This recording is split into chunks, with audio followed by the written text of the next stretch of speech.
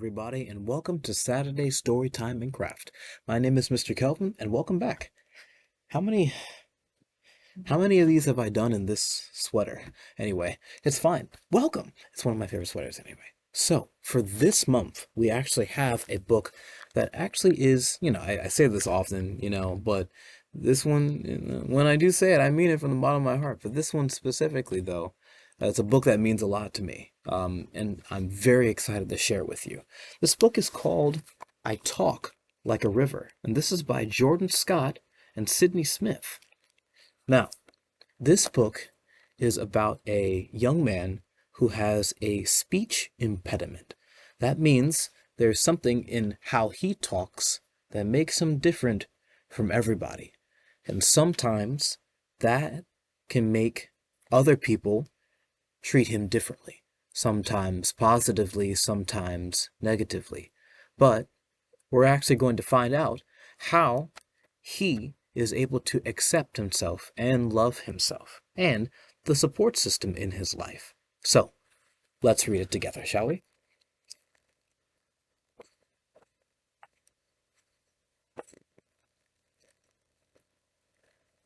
Very good illustrations, by the way. I wake up each morning with the sounds of words all around me. So what are some of the things we see here? We see a little horse. We see our dinosaur. We see our race car. But look at that. We see some eyes.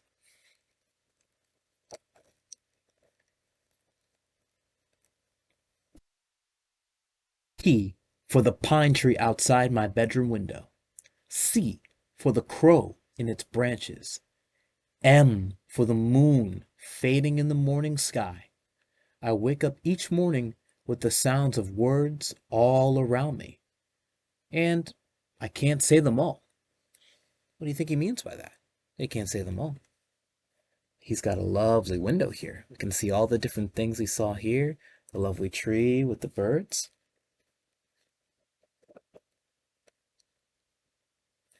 The P in pine tree grows roots inside my mouth and tangles my tongue. The C is a crow that sticks in the back of my throat. The M in the moon dusts my lips with a magic that makes me only mumble. Oh no. So what he's saying here is that certain words, like pine, crow, M, or the certain letters, actually are very hard for him to say. I wake up in the morning with these word sounds stuck in my mouth. I stay quiet as a stone. It doesn't even talk. I eat my oatmeal without a peep. I get ready for the day without a word. Kind of seems a little quiet. At school, I hide in the back of class. I hope I don't have to talk. When my teacher asks me a question, all my classmates turn and look. This, right here, something that's supposed to be normal or enjoyable, can be a source of a lot of anxiety. He doesn't really seem very happy that he might get called on in class, and all the classmates turn to look at him. They don't see a pine tree sticking out from my lips instead of my tongue. They don't hear a crow caw, caw from inside my throat. They don't hide their eyes from the moonlight that shines from my open mouth.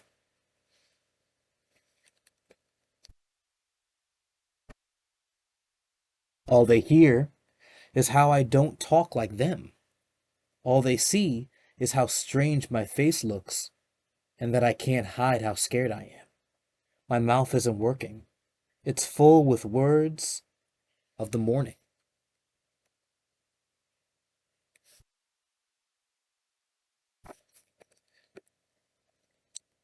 Mornings are always hard, but this one's especially tough.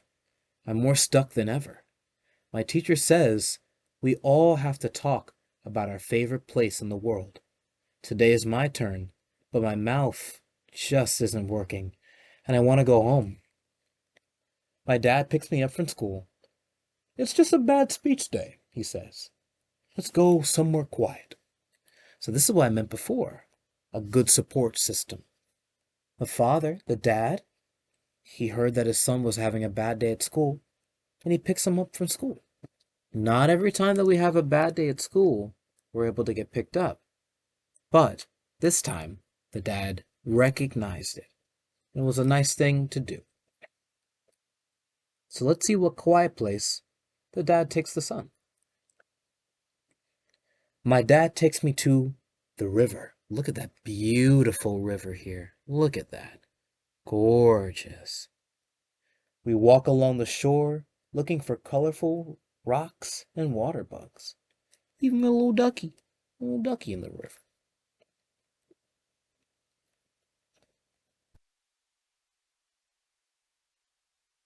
It feels good to be quiet and alone with my dad, but I can't stop thinking about my bad speech day. All those eyes watching my lips twist and twirl, all those mouths giggling and laughing.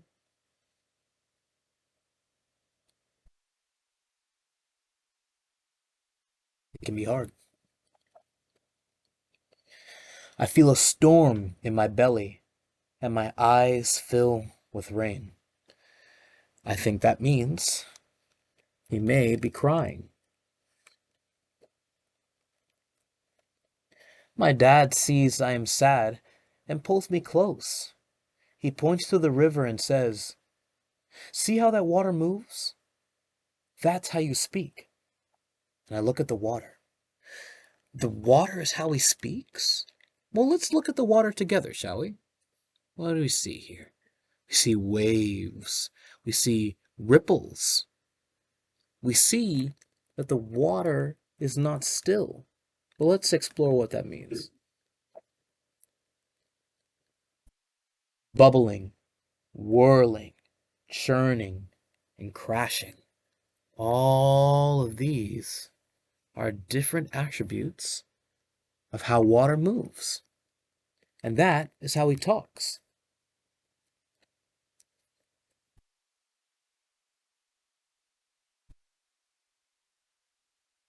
Open up. A nice big spread right here. My dad says, I talk like a river. That was a 2-page spread, by the way. That was pretty cool.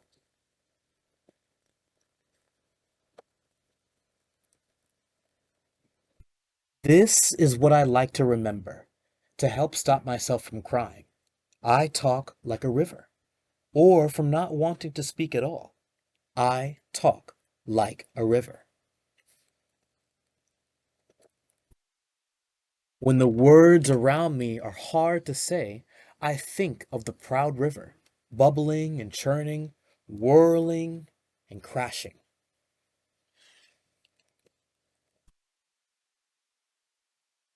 And I also think of the calm river beyond the rapids, where the water is smooth and glistening. This is how my mouth moves. This is how I speak. Even the river shudders, like I do. My apologies. I meant to say, even the river stutters, like I do. Now, remember when I said speech impediment and how he speaks differently than everyone else? It's called stuttering.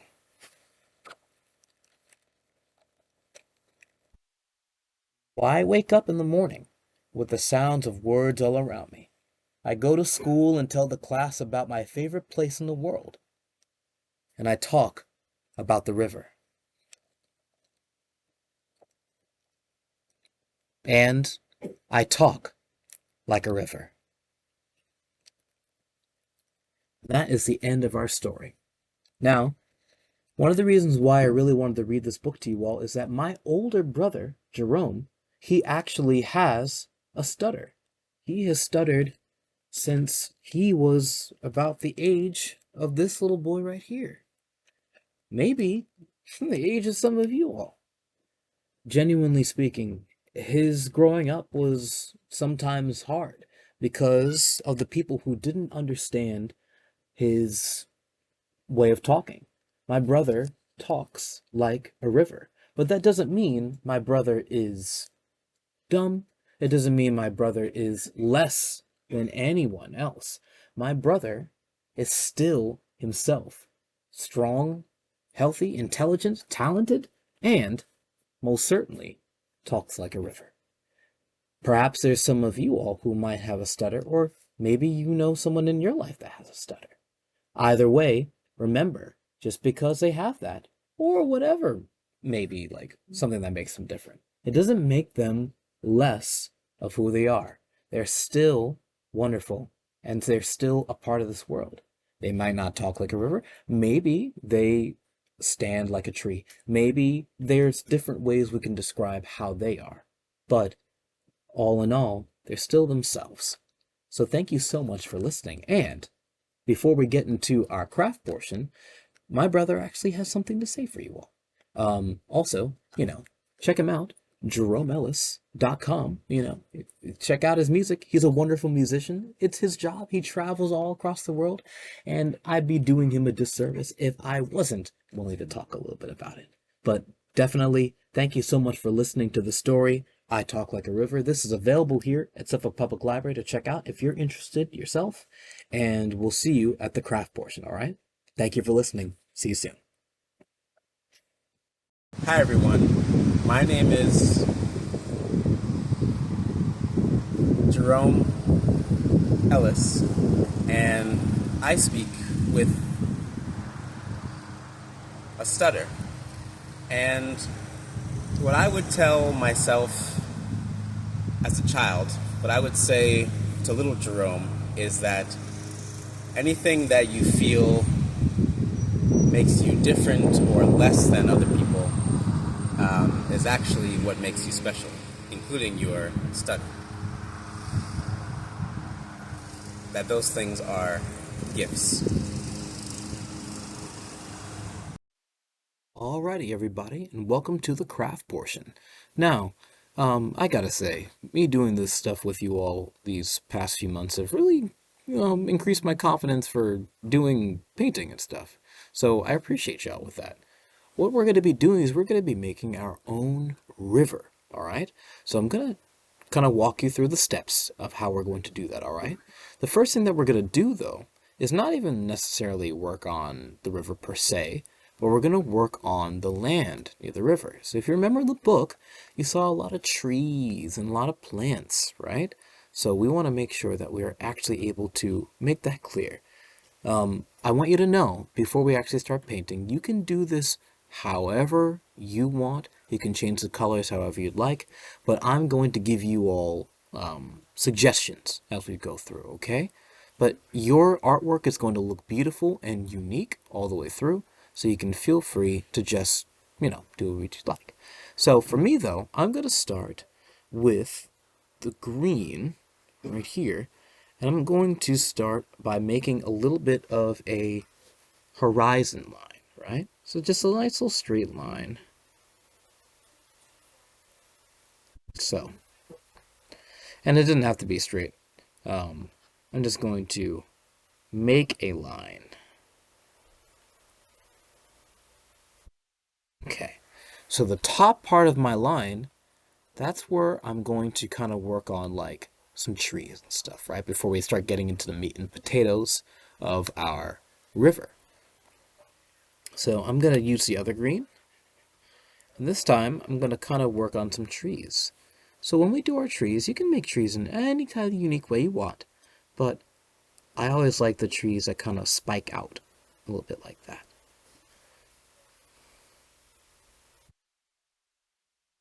I'm going to do that for a little bit across. The nice thing about taking your time with your artwork is that you get to really enjoy the process of seeing the paint blend in with the paper. And you can feel free to add some different colors to it. So I'll go back to the other green to make these trees be nice, like so. Add a little bit of grass here and there. Make like a little forest, right? Take your time with it. Really enjoy the process. Enjoy your own unique creation. You don't even have to do trees like me. You can feel free to use your imagination. And I think that'll be enough trees for me. Then I'm going to use a little bit of the brown to do in the base of the trees, like so.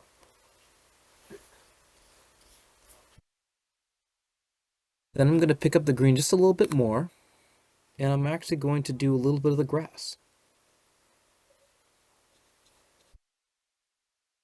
like so. There we go. So now what I'm going to do is now I'm going to start on the river. Now, just like in the book, the river is free, right? It's bubbling, it's moving, there's waves, it's crashing. But in addition, if you remember in the book showed that there's not just one color in water. There's blues, of course, which is where we're going to start for me. But there's also, you saw little greens, you saw some white, you saw multiple different colors. So if your river wants to be blue, you can make it blue. But if you want it to be a different color, or have multiple colors in it, you can feel free to do that. But I want you to be very free with this. Flow with your paintbrush as you would want your river to flow down its path.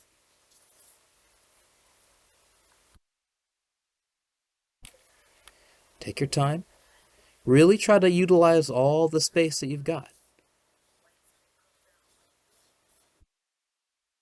I was a little nervous doing this one with you all, but one of my coworkers encouraged me to think about the fact that all rivers are unique. All rivers are different, which means that you all will be able to create something beautiful and unique yourselves. So that's what I want you all to remember. It doesn't have to look perfect. It's not meant to be perfect. The river is not perfect. We do not speak perfectly all the time. It's not meant for us to do that. And as you grow up, you will understand that further. But I know some of the parents that might be listening, you already understand that very clearly. Just take your time. I'm adding a little bit of purple in my river. Primarily sticking with some cool colors. As you can see, I'm moving the paintbrush in waves to flow. Now, if you'd like, you can always try pre-wetting the paper to make it have that opportunity to have the paint flow a little bit more if you want to. It's totally fine.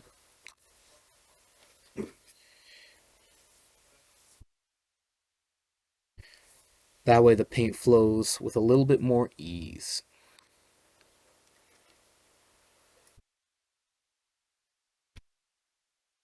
See, if the paper is already wet, you can kind of see what happens, right? You can just kind of touch the spot,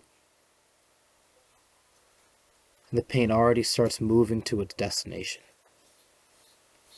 That's why it's called watercolors. I thought it would be very fitting to use them for our lovely craft this morning. Soon to be afternoon, I'm sure. Or whenever you're deciding to look at this.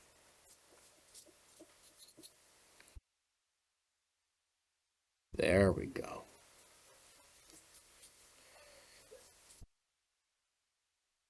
So now what I'm going to do is I'm going to add some splotches.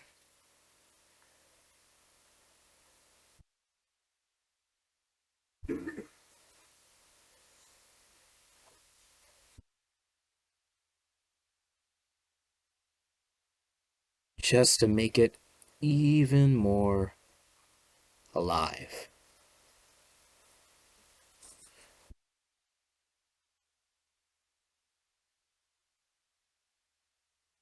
Be generous with the paint if you're going to do splotches.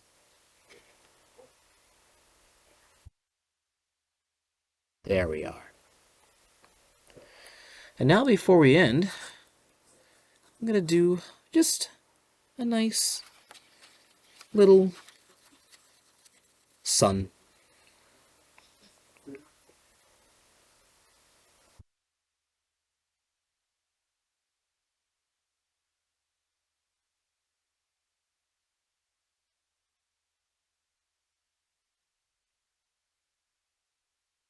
And there we have it. We have our river.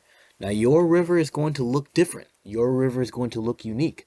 But just like this book explained, despite the river being alive and moving and imperfect, even how we speak, it is still very, very good, unique, beautiful, and it's still you, 100%.